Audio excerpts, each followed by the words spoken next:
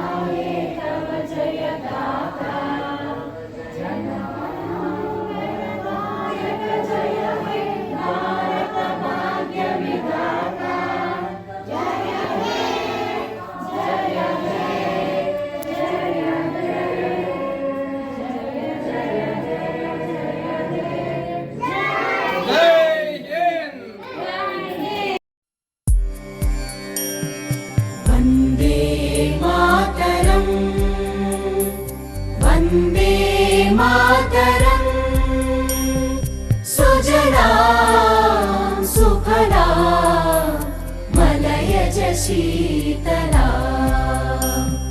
सस्यश्यामला मातरं वन्दे मातरं शुभ्रज्योत्स्ना पुलकितयामिनी